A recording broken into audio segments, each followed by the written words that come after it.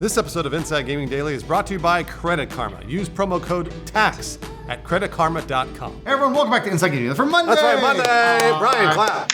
I'm clapping. Are you ready for a dose of Nintendo magic? And by that we mean buying a console you already bought for basically no reason. You've had that Switch for what, 2 years now? Which in Nintendo years means it's time to throw that old piece of crap in the garbage. Yeah, the Wall Street Journal reports that Nintendo is worried about a sales slump, so they're working on 2 new models of the Nintendo Switch. And they could be here real soon, right, Brian? Yeah, word is we could get to see them revealed at E3 in June and released just a few months later. Whoa! Wow. Obsolete after 2 years. I guess now Switch owners know what it's like to be a PC gamer. Boom, got us. Obsolete might be overstating it because Sony and Microsoft did hardware refreshes like this too, of course, you know this. It's looking more and more like hardware refreshes every few years. It's gonna be the norm in console gaming, at least when they are boxes. Yeah, tell us more about the article, Brian. 2 new Switch models are being planned, like we said. They include a cheaper option. Looks like that's gonna be targeted to casual gamers. Nintendo says they see that one as a successor to the 3DS. And then there's another one, yeah? Yeah, that's gonna be a more powerful version. We don't have a lot of details yet, but it's described as having enhanced features targeted at avid video gamers. Hey, Gotcha. that's Wow. like us. We're avid video gamers. But it also said that it won't be as powerful as the PS4 Pro or the Xbox One X, which no one really expected that. Not at all. Speaking of expectations, these new models might be quite a bit different from the existing Switch. Yeah, people who have seen prototypes say that these won't be just similar looking new versions of the Switch. One person who's played them said, quote, "You would be wrong to think the enhanced version is similar to what Sony did with PS4 Pro, and the other is just a cheap alternative that looks very similar to some past handheld machines, say Sony's PlayStation Vita." Hopefully it's not like a Vita though, because that would mean Nintendo's gonna abandon that thing after about a couple months. Hey Brian, do we have any prices? No prices yet, but the word is Nintendo's gonna eliminate some of the functions of the Switch, possibly the vibration feature to cut costs on the lower end model, but that could mess up a few games like Mario Party, Super Mario Odyssey. They both use that vibration function. I mean, a lot of games do, so this could mess up some games potentially. But perhaps that is a way to get people to buy the more expensive console. Say, would you like Mario Party to vibrate during special lovemaking time?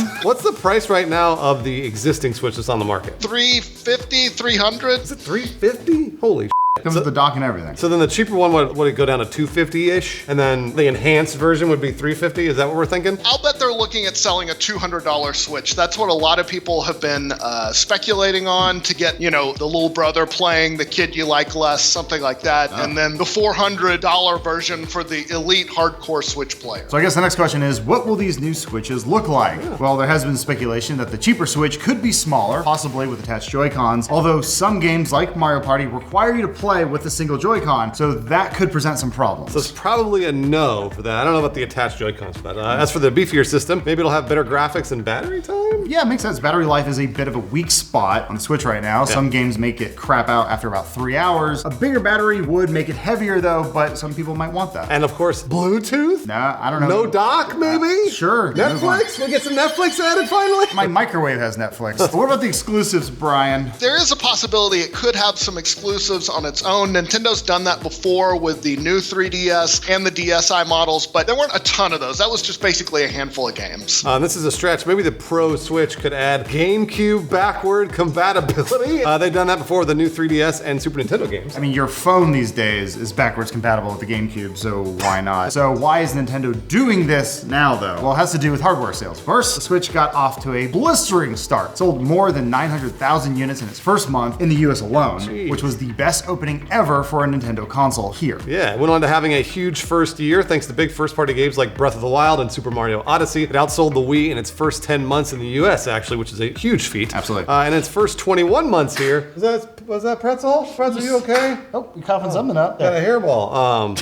Where did dog. And in its first 21 months here in the US, it outperformed both the Xbox One and the PS4 in that same time frame. So no question, the Switch had a great start. Brian, do you think it can maintain the pace? That's the big question, whether it can maintain that pace going into its third year. Yeah. Switch sales were good over the most recent holidays, but they didn't hit some projections that Nintendo had, which were pretty ambitious. Right, their goal was to sell 20 million Switches for the fiscal year, which ends at the end of March. Yeah, that hasn't happened though, and they've later revised that that down to 17 million for the year, which is always bad if they have to revise down. Right, yeah, Nintendo blamed a lack of first-party games in 2018 for missing that target. That's right, pass the buck. It was the games, it's the software's fault. Yeah. Which is one of the weaknesses in Nintendo consoles and has been for the last few generations. They're not powerful enough to handle the big multi-platforms like Red Dead Redemption 2, which has given them a reputation as only first-party machines. So it's like that old cowboy saying, you live by the first-party game, you die by the first-party game. Did cowboys say that, Brian? No, I just wrote that in there. It doesn't really make any sense. Okay, gotcha. Brian is in Texas, so maybe Yes. he has heard that before. But Nintendo has worked hard to compensate for this generation, porting 1 million indie and like kind of old AAA games over to the Switch. Yeah, but for a lot of people, it's probably still a complementary console to the PS4 or their Xbox One, or a lot of people their PC. Yeah, Brian, how much has it sold overall? Overall, the Switch has sold more than 32 million units as of the end of January. So it's like we say in Texas, you live by the first party game, you die by the first party game. That's what I wanted. Okay, good. It makes more sense when you have the crazy person accent. You're probably asking yourself, though, how does this compare to other Nintendo consoles? Well, it's already surpassed the GameCube and the Wii U. No surprises there. As for the Wii, though, because that was their huge one, it and the Switch are still running pretty close to each other. But the Wii sold about 26 million units in its third year. At this point, it doesn't seem like the Switch is going to hit those highs. Yeah, while Nintendo President Shuntaro Furukawa wants to sell more Switches this upcoming fiscal year, the first-party cupboard is still a little bare. So the only thing we have a date for is Yoshi's Crafted World. What the hell is that? That releases this week, so we can find out, and that's on March 29th. There's also Animal Crossing and Pokemon Sword and Shield planned for this year, but they don't have dates as well. Save for Luigi's Mansion 3, planned for a 2019 release, but no date. And we were supposed to get a Metroid Prime 4 at some point. What happened to that? Nintendo said earlier this year we didn't like what they were developing,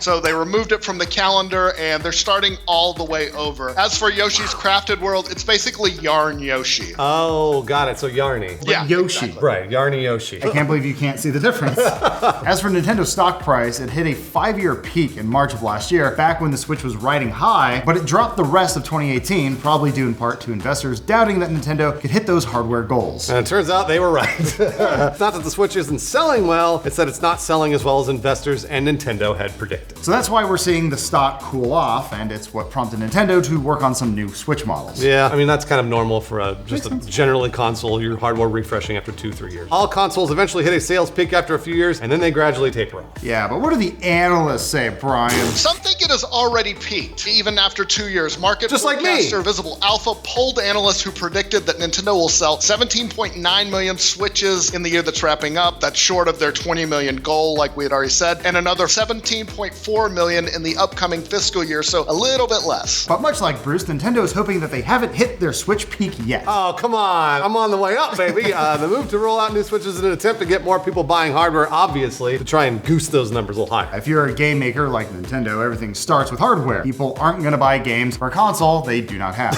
Yeah, and a cheaper Switch could be aimed at younger players or people who might be interested in Zelda, Mario, and Smash, but have been on the fence. Right, meanwhile, the beefier version could target that more hardcore audience. Yeah, of course, hardware refreshes like this are not new. Nintendo has done something similar with the 3DS line over and over and over, offering a variety of bigger versions and also the cheaper 2DS line. They also refreshed the DS on a regular basis. The DS Lite came out less than 2 years after the original, followed by the DSi less than 3 years later. What is so much stuff in the closet? Meanwhile, Sony and Microsoft have done the same thing with the PS4 and the Xbox One, releasing slimmer, cheaper versions, sexier if you will, as well as the more powerful PS4 Pro and the Xbox One X. Adam, which one would I be, the slimmer, sexier one or the more powerful, beefier? You're more of a power top. Brian, tell them more about the PlayStation 4. Yeah, I went and looked back at when these all came out. The PlayStation 4 came out in November of 2013. Then the cheaper model came nearly 3 years later in September of 2016. The PS4 Pro released almost exactly 3 years later. Microsoft did almost the same thing. It waited about 2.5 years to release the cheaper Xbox One S, and then the Xbox One X came out almost 3 years after the OG Xbox One. So Nintendo might be a little early actually, but not by much. Yeah, they also might be doing this sooner because the Switch is now far and away the biggest part of Nintendo's business. Yeah, it now makes more than 80% of Nintendo's revenue after Nintendo's president said that the 3DS fell off quicker than they expected. Ooh, it was pretty old already, but it looks like the Switch was the final nail in that coffin. So much for the Switch not replacing the 3DS. I think people had speculated about that. Nintendo's larger goal is for people to have multiple Switches in a household compared to just one console or PC for the whole house. Yeah, Nintendo wants everyone in the house to have a Switch. You, your kid brother, cheaper Switch for your grandmother. Brian, really, are you going to really give all your family members a Switch for Christmas? Is that what's going to happen? In Texas, we would get an extra one for our horses, too. Everybody has a horse? His description of Texas is different than everything I understand. So we'll see what Nintendo ends up unveiling, but on the bright side, this could be one more reason to look forward to E3. Oh, that's nice. New Switches, next-gen Xboxes. Your move, Sony, that won't be there. They ran out of games, they ran out of consoles. They just say, here's Troy Baker, dance for them. Inside Gaming Daily is brought to you by Credit Karma Tax. April 15th, coming in hot. Man, we're only a few weeks away from you having to file your taxes just like every other single year. Credit Karma Tax is here for you because they make doing your taxes fast, easy, and free. Credit Karma Tax is a premium online tax product that is always free for everyone for both state and federal taxes. Some free services don't include things like mortgage interest deductions, property tax deductions, rental property income, or self-employment tax, amongst other things, so you may end up paying to file your taxes with these services. With Credit Karma Tax, free means free. Just go to creditkarma.com/tax to get started. Filing your federal and state taxes is 100% free. Plus, you get free audit defense. This means they'll set you up with pros to help you guide you through your audit process for free. And they have an accurate calculations guarantee, so get the refund you deserve and not a penny less. Credit Karma Tax has helped millions of people by offering tax filing services for free that they'd have to pay for almost anywhere else. Credit Karma Tax is the smart, easy, and 100% free way to do your taxes. Go to creditkarma.com/tax and file for free today. That's creditkarma.com/tax. Credit Karma, Karma with a K.com/tax. Oh, that little bald fireball has got a whole legacy behind him. And also, this is one of my favorite things. That dude wilds out on people on Twitter. It's crazy. He's been playing a lot of Mahjong lately, but yeah, seriously. And if you try to tweet at him about anything that's like, even compliments, he'll ban you for. Why? He just doesn't want to get talked to. He's like, I'm not on Twitter for you to talk to me. Fuck off.